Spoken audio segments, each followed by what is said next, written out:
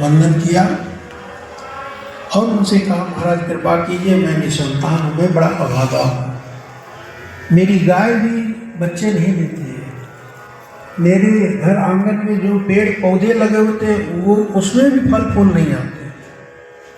इस तरह से अपने को अभागा बता रहा है, व्याकुल है, किसी तरह संतान हो जाए, पुत्र हो जाए। तो सन्यासी ने ललाट की रेखाओं को देखा, पढ़ा और कहा, अरे सुनो सुनो, तुम्हारे तो 7 जन्मों तक संतान सुख का योग नहीं है, यानी इस जन्म में तो नहीं है, 6 जन्म और भी तुमको संतान सुख सुलभ नहीं होगा, तुम्हारे पिछले पाप कर्म इतने प्रबल हैं। सन्यासी की तरह रहो, साधु की तरह रहो, भगवान का भजन करो, नहीं पुत्र है कोई बात नहीं, कामना ही त्याग दो, भजन करो भगवान का, कल्याण हो जाएगा। कहा, नहीं महाराज, मुझे साधु सन्यासी का जीवन स्वीकार नहीं है, क्योंकि सन्यासी का जीवन शुष्क होता है, रूखा रूखा होता है। अच्छा, सूखी रोटी अच्छी लगती है कि चिपड़ी रोटी? बोलो। सूखी रोटी। सूखी रोटी जिसको मिलती है खाने को, वो अपने को सूखी मानता है क्या? और जिसको दाल, सब्जी, चटनी और पता नहीं क्या क्या, या पकवान हो, पूड़ी हो, कचौड़ी हो, अच्छा अच्छा, वो अच्छा लगता है ना, रूखा सूखा थोड़े अच्छा लगता है, बोलिए, नहीं लगता है। तो ऐसे देखो सन्यास का जीवन कैसा होता है, रूखा रूखा, शुष्क, कोई रस नहीं है।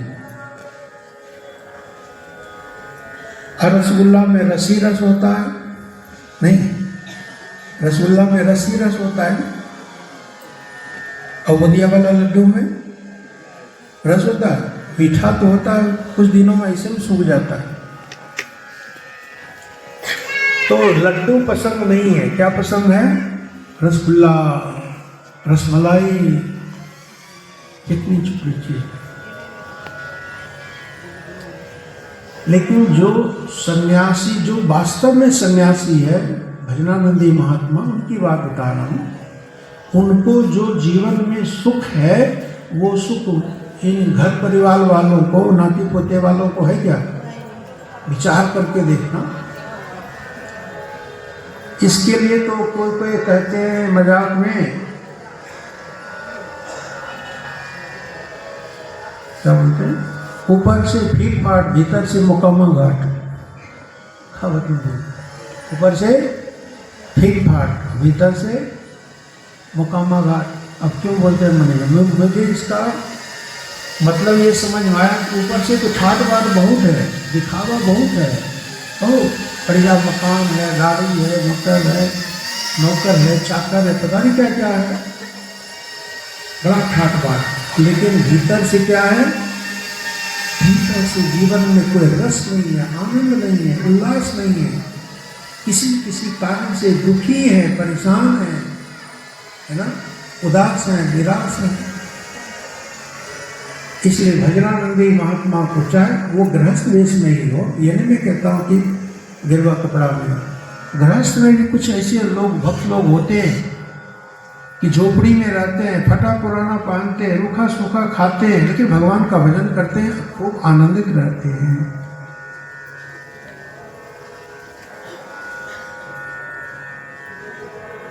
ये बहुत सच, इसको बोलते हैं सच्चा सुख, है ना, सच्चा सुख। और सच्चा सुख भगवान के चरणों में मिलता है कि कहाँ मिलता है?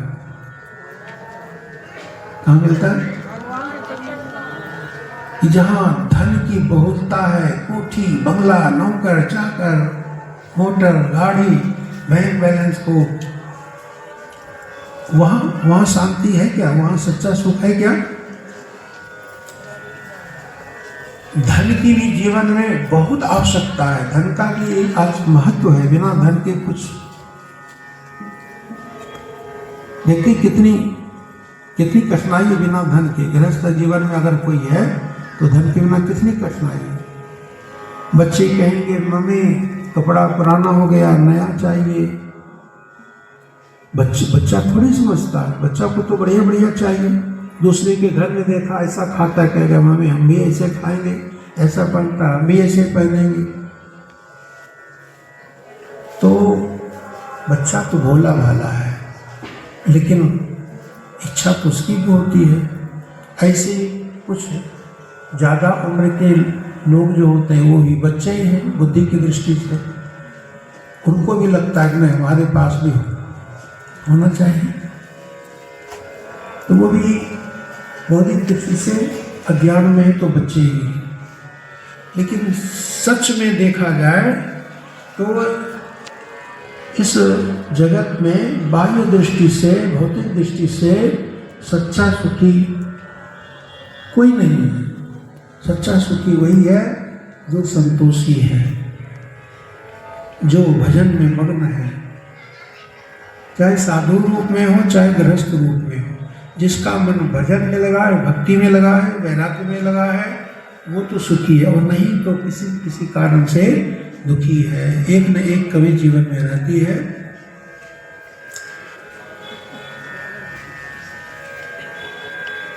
भगवान भी पूरी नहीं कर सकते। जो हमारी इच्छाएं हैं, कामनाएं हैं, वो भगवान भी पूरी नहीं कर सकते। कुछ कामनाएं सभी की पूरी हो जाती है, चाहे राजा हो चाहे रंक हो। सभी कामनाएं किसी की पूरी नहीं होती है। ये सिद्धांत है, नियम है ना। सभी कामनाएं किसी की पूरी नहीं होती है। कुछ कामनाएं तो सभी की पूरी हो जाती है, गरीब की पूरी हो जाती है। तो इसलिए कामनाओं की पूर्ति की इच्छा नहीं करनी चाहिए, रुचि पूर्ति की इच्छा नहीं करनी चाहिए।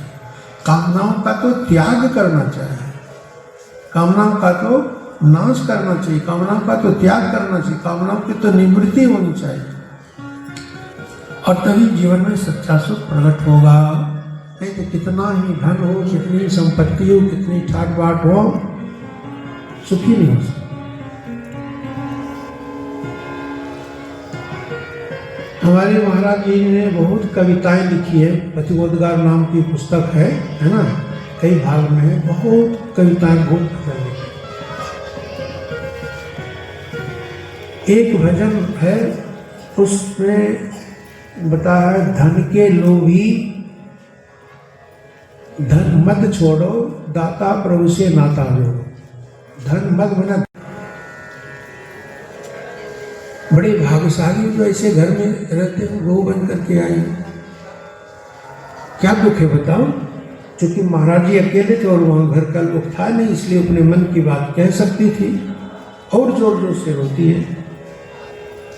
अरे बात क्या है बताओ ना। तब वो कहती है कि महाराज जी मेरा मन करता है कि मैं आत्महत्या कर लूँ, या मेरा मन करता है कि मैं कहीं भाग जाऊँ, मैं इस घर में रहना नहीं चाहती।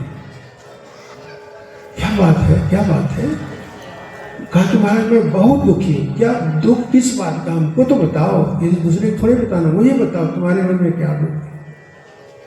महाराज जी ने सोचा कोई बहुत बड़ी बात होगी, तो उसने कहा महाराज जी और तो मुझे कोई दुख नहीं है, लेकिन जो ननद है ना, ऐसी ऐसी बात बोलती है कि बर्दाश्त नहीं होता। ननद यानी नंद भाभी में पटरी नहीं। और तो मुझे कोई दुख नहीं है, बस इस बात का मुझे सबसे बड़ा दुख है कि मेरी ननद ऐसी ऐसी बात बोलती है, ऐसी ऐसी बात बोलती है, मुझे बर्दाश्त नहीं होता। फिर महाराज जी ने जो समझाया, लेकिन ये प्रसंग भजन गाते गाते बीच में रोक करके महाराज जी ने सुना, ये आज भी मुझे याद है। तो इसलिए जो महाराज जी ने लिखा है, या और कोई भी संत महापुरुष जो कहते हैं, सही कहते हैं ना, अनुभव के आधार पर न कहते हैं, धन के बल पर एसी लगाकर शीतल कर लो भव्य भवन को, पर धन द्वारा शांति नहीं मिल सकती, नहीं मिल सकती। पर धन द्वारा शांत नहीं कर सकते हो संतापित मन। ये धन की एक सीमा है। धन बहुत कुछ है लेकिन सब कुछ नहीं है। नहीं, सब कुछ नहीं है।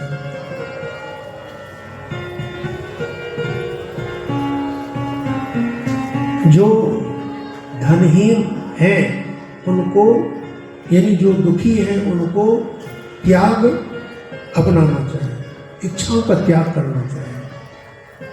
मुझे सुख नहीं चाहिए, मुझे सम्मान नहीं चाहिए, मुझे प्यार नहीं चाहिए, मुझे दुलार नहीं चाहिए, मुझे किसी के मीठे बोल नहीं चाहिए। अगर बीमारी है, रोग है, तो वैद्य जी ऐसी दवा लिखते हैं पीने के लिए या खाने के लिए। वो कड़वा होता है ना, कड़वा होता है, तभी तो रोग भागेगा। तो हमें मीठा पेय नहीं पीना है, हमको तो कड़वा ही पीना है, हमारे लिए वही अमृत है। त्याग, अगर दुखी है कोई, अशांत है कोई, चिंतित है कोई, भयातुर है कोई, तो उसको क्या करना चाहिए? त्याग करना चाहिए। जो बहुत सुखी है, समृद्ध है, संपन्न है, उसको क्या करना चाहिए? त्याग। उसको सेवा करना चाहिए, बांटना चाहिए, वितरण करना चाहिए। सुख बांटो, दुख मिटा नहीं सकते आप किसी का, लेकिन आप अपने पास जो सुख है उसको बांट तो सकते हो ना, बांट सकते हो। दुख मिटाना हमारे बस की बात नहीं है। जब भगवान दुख नहीं मिटा पाते तो हम मिटा दे, हमारे बस की बात है क्या? लेकिन हम अपना सुख बांट सकते हैं, सुख दे सकते हैं, सुविधा दे सकते हैं, सम्मान दे सकते हैं अपनी तरफ से, जो है हमारे पास। इसमें कंजूसी मत करो, तब ये सुंदर जीवन होगा, श्रेष्ठ जीवन होगा। भगवान के प्रति प्रेम हो, संसार के लोगों से भी भगवान के नाते ही प्रेम हो। वैसे तो कोई किसी का नहीं है, भगवान ही अपने हैं और हम भगवान के हैं। लेकिन बाहर जो दिखाई दे रहा है, शरीर है, संसार है, परिवार है, सब कुछ है, तो भगवान के नाते ही जो हमारे पास साधन सुलभ है, चाहे धन है, चाहे वस्त्र है, चाहे अन्न है, चाहे किसी प्रकार की कोई शक्ति है, उसको सेवा में लगाना चाहिए और उसके बदले भी उससे कुछ इच्छा नहीं रखनी है। क्यों कहीं कि आप बहुत त्याग करते हैं, बहुत तप करते हैं, बहुत दान करते हैं, बहुत भजन करते हैं, बहुत परोपकार करते हैं, ये प्रशंसा सुनने की भी इच्छा नहीं रखनी चाहिए। निष्काम भाव से सेवा, तब शांति मिलती है, तब मुक्ति मिलती है, तब भक्ति मिलती है। यही जीवन श्रेष्ठ जीवन है। था और धुंधकारी बिल्कुल विपरीत स्वभाव, दुष्कर्मी, दुराचारी, साधु संत की अवहेलना करने वाला, मजाक उड़ाने वाला, अपराध करने वाला, तरह तरह का अपराधी। 5 वेश्याओं के चक्कर में फंस गया और 5 वेश्याओं ने उसका धन वन सब कुछ लेकर के उसको जान से भी मार दिया, फिर कहीं चले गए। सुना हुआ ना, ऐसे उसकी हत्या हुई थी। गोकर्ण घर में रहते नहीं थे। माता धुंधकारी के दुर्व्यवहार से परेशान होकर के कुएं में कूद करके आत्महत्या कर ली थी। बाप घर छोड़ करके चला गया था और वो गोकर्ण भी तीर्थ करने चला गया था। उसे पता चलता है कि मेरे धुंधकारी जो भाई है, मेरे भाई की ऐसी से मृत्यु हो गई है, प्रेत योनि भटक रहा। उसके उद्धार के लिए श्रीमद् भागवत महापुराण की कथा का आयोजन किया, सूर्य भगवान की प्रेरणा से। 7 गांठों वाला बांस था। पहले दिन की कथा पूरी हुई, एक गांठ फटी, दूसरे दिन उसके ऊपर वाली दूसरी गांठ फटी। इसी तरह से 7वें दिन की कथा को होने पर 7वीं गांठ भी बिल्कुल बांस बीचों बीच अलग हो गया।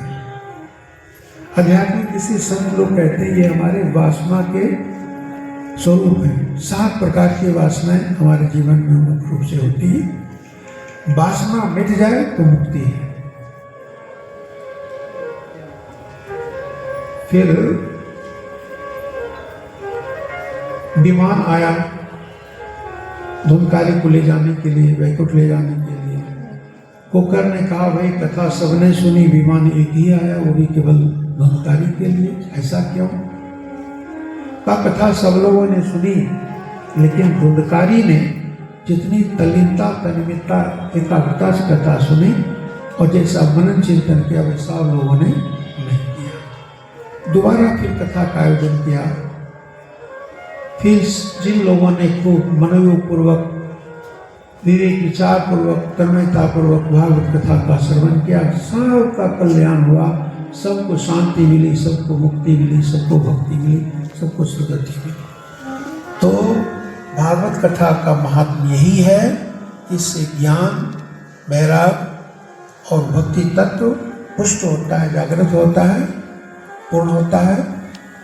और इतना ही बड़ा कोई पापी हो उसकी दुर्गति नहीं होती है। धुनकारी प्रेत की भी मुक्ति भी भागवत कथा श्रवण से ही इस प्रकार से महात्मा बतलाया गया। बोले श्री सच्चिदानंद भगवान की जय।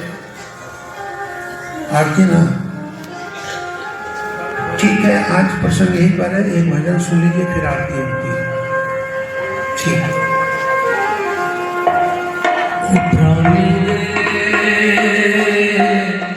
भक्ति बिना भी क्या जीना, भक्ति बिना भी क्या जीना, ओ प्राणी रे, भक्ति बिना भी क्या जीना, भक्ति बिना भी क्या जीना,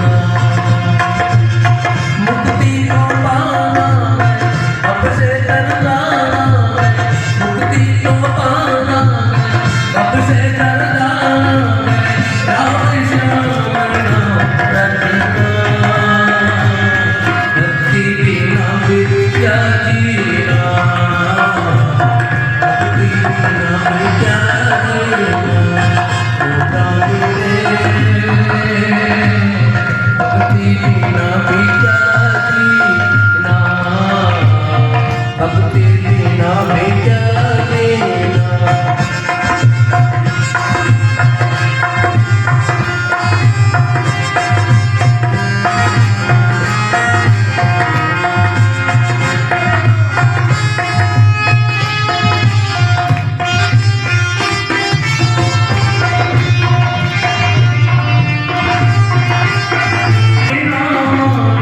मुक्ति मिलेगा कबीरा, मुक्ति बिना भी क्या जीना, मुक्ति बिना भी क्या जीना, ओ प्राणी रे, मुक्ति बिना भी क्या जीना।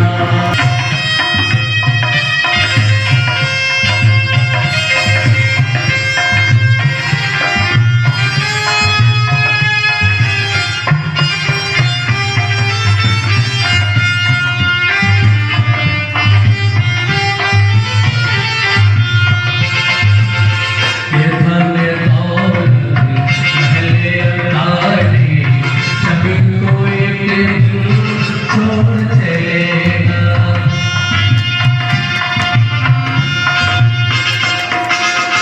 ये धन दौलत महले अटारी, सभी को एक दिन छोड़ चलेगा। जो मेरे से इस दुनिया के सब कुछ नाते छोड़ चलेगा। सब कुछ झूठा है, कोई ना अपना है, सब कुछ झूठा है, कोई ना अपना है, जाना होगा सभी को। कानपुर में नवस्था आश्रम जहाँ है, यहाँ बहुत साल हम लोगों ने बिताए थे। वहीं पास में एक मोहल्ला कह लो, जो कह लो क्षेत्र है, वहाँ समृद्ध लोग रहते, पैसे वाले लोग सब रहते, किधर न है, कोई वाई ब्लॉक, को ए ब्लॉक, पता नहीं क्या क्या नाम। तो वहाँ एक जगह यज्ञ हो रहा था, रात को प्रवचन होता था, तो महाराज जी को निमंत्रण दिया था। तो महाराज जी बोले प्रवचन में चलना है। ठीक, चलते हैं महाराज जी। रात का टाइम था, 7-8 बजे का। और महाराज जी एक पुस्तक बोले रख लो, उद्गार की पुस्तक, और कौन सा भजन गाना है महाराज जी ने पहले सोच लिया था कि धनी मानी लोग रहते हैं, कोठी बंगले वाले हैं, कार वाले हैं, तो वहाँ ये भजन सुनाएंगे। तो उसमें पन्ना को थोड़ा मोड़ के रखा था कि यही भजन सुनाना है। हम साथ में गए थे और वहाँ प्रवचन करने लगे।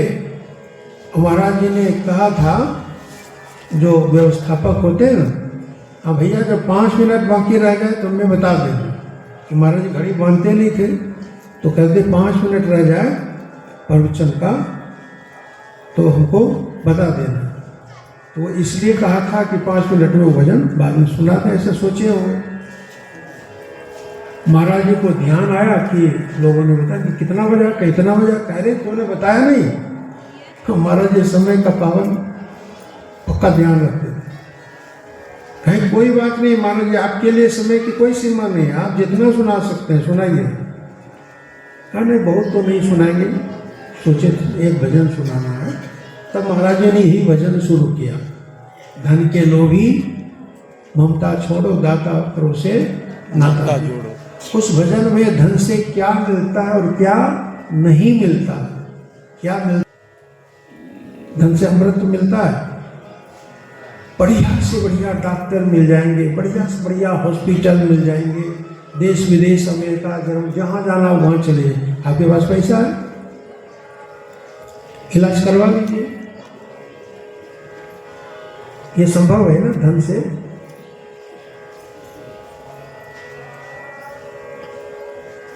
लेकिन अमृत तो नहीं मिलता।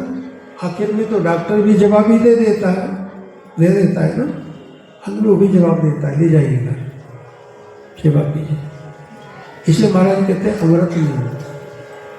धन से विटामिन की गोलियां मिल जाएगी, टॉनिक मिल जाए, बहुत कुछ मिल जाएंगे, लेकिन धन से वास्तविक ताकत मिलती है क्या? मिलती है? धन से पुस्तक मिल जाएगी, ज्ञान मिल जाएगा, बुद्धि मिल जाएगी क्या? धन के बल पर मास्टर मिल जाएगा, ट्यूशन पढ़ाने वाला, लेकिन धन से ज्ञान नहीं मिलता, विद्या नहीं मिलती। इसी तरह की बातें उनमें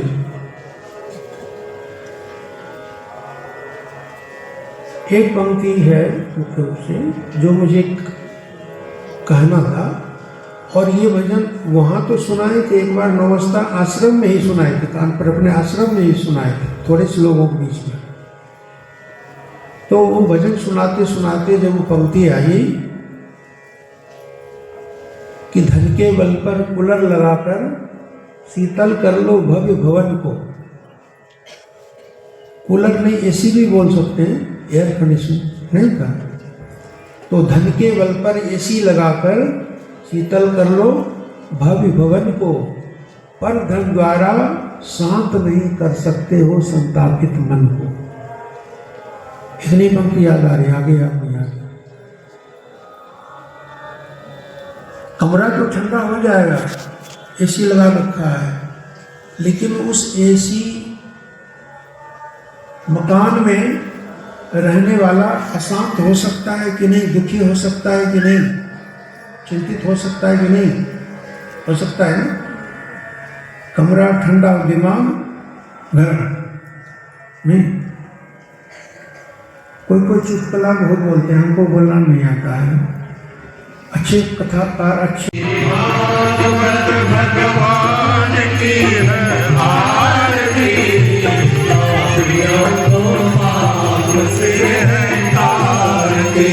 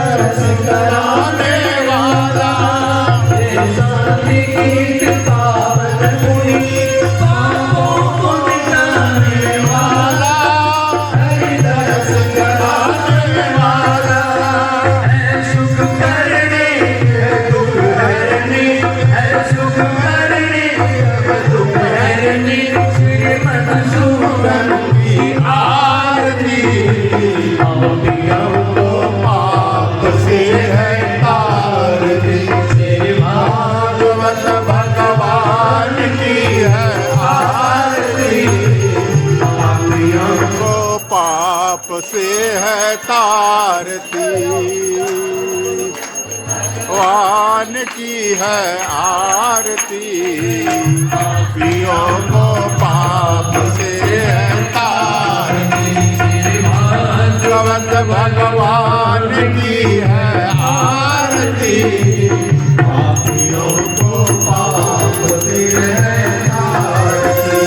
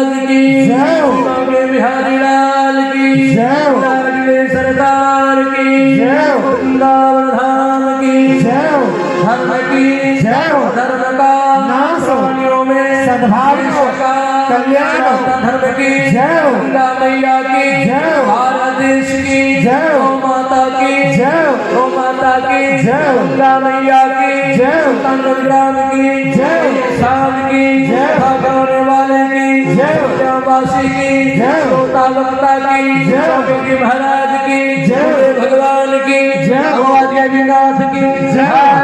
हर महादेव, हर हर महादेव, हर हर महादेव। कल 7 बजे से सुंदरकांड का पाठ किया जाएगा।